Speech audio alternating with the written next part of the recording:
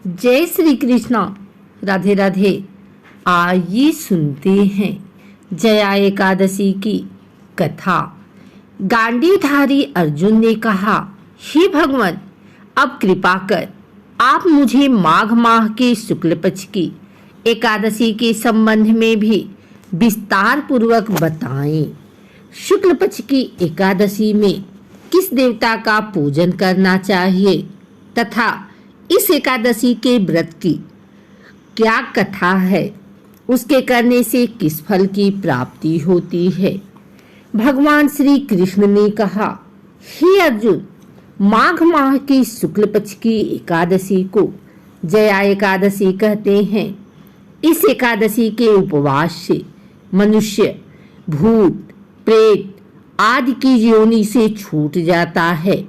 अतः इस एकादशी के उपवास को विधि अनुसार करना चाहिए।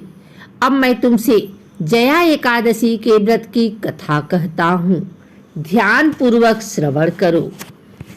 एक बार देवताओं के राजा इंद्र नंदनवन में भ्रमण कर रहे थे। चारों तरफ किसी उत्सव का सा माहौल था। गांधर्व गा रहे थे और गंधर्व कन्याएं नृत्य कर रही थी। वहीं पुष्पवती नामक गंधर्व कन्या ने माल्यवान नामक गंधर्व को देखा और उस पर आसक्त होकर अपने हाव भाव से उसे रिझाने का प्रयास करने लगी। माल्यवान भी उस गंधर्व कन्या पर आसक्त होकर अपने गायन का सुरताल भूल गया। इससे संगीत की लय टूट गई और संगीत का सारा आनंद बिगड़ गया। सभा में उपस्थित देवगणों को यह बहुत बुरा लगा। यह देखकर देवेंद्र भी रुष्ट हो गए। संगीत एक पवित्र साधना है।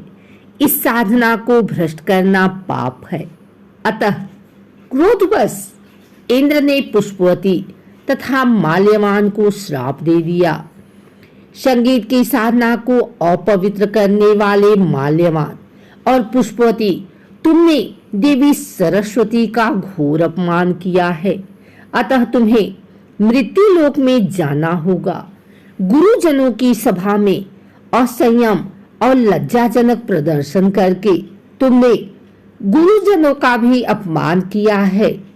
इसलिए इंद्रलोक में तुम्हारा रहना अब वर्जित है।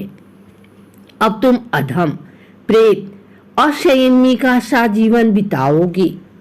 देवेंद्र का श्राप सुनकर वे अत्यंत दुखी हुए और हिमालय पर्वत पर प्रेत योनि में दुखपूर्वक जीवन यापन करने लगे। उन्हें गंध, रस, स्पर्श आदि का तनिक भी बोध नहीं था। वहीं उन्हें असहनीय दुख सहने पड़ रहे थे। रात दिन में उन्हें एक क्षण के लिए भी नींद नहीं आती थी। उस स्थान का वातावरण अत्यंत शीतल था, जिसके कारण उनके रोए खड़े हो जाते थे, हाथ पैर सुन पड़ जाते थे, दांत बजने लगते थे। एक दिन उस प्रेत ने अपनी स्त्री से कहा, न मालूम है हमने पिछले जन्म में कौन से पाप किए हैं, जिसके कारण हमें इतनी दुखमयी यह प्रेत योनि प्राप्त हुई है। प्रेत योनि से नरक के दुख सहना कहीं ज्यादा उत्तम है। इस प्रकार अनेक विचारों को कहते हुए अपने दिन व्यतीत करने लगे।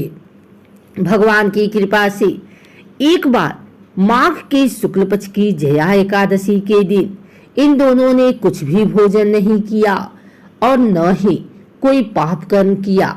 उस दिन मात्र फल फूल खाकर दिन व्यतीत किया और महान दुख के साथ पीपल के वृक्ष के नीचे विश्राम करने लगे। उस दिन सूर्य भगवान अस्ताचल को जा रहे थे। वह रात इन दोनों ने एक दूसरे से सटकर बड़ी कठिनता से काटी। दूसरे दिन प्रातः काल होते ही प्रभु की कृपा से इनकी प्रेत योनि से मुक्ति हो गई और पुनः अपनी अत्यंत सुंदर अप्सरा और गंधर्व की देह धारण करके तथा सुंदर वस्त्रों आभूषणों से अलंकृत होकर दोनों स्वर्गलोक को चले गए। उस समय आकाश में देवगण तथा गंधर्व इनकी स्तुति करने लगे। नागलोक में जाकर इन दोनों ने देवेंद्र को दंडवत किया। देवेंद्र को भी उन्हें उनके रूप में देखकर महान विस्मय हुआ और उन्होंने पूछा, तुम्हें प्रेत योनि से किस प्रकार मुक्ति मिली, उसका पूरा वृतांत मुझे बताओ।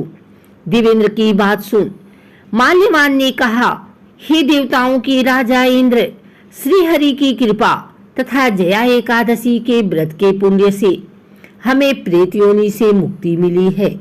इंद्र ने कहा, हे माल्यवान, एकादशी व्रत करने से तथा भगवान श्री हरि की कृपा से तुम लोग प्रेत योनि को छोड़कर पवित्र हो गए हो, इसलिए हम लोगों के लिए भी वंदनीय हो गए हो, क्योंकि शिव तथा विष्णु भक्त हम देवताओं के वंदना करने योग्य हैं।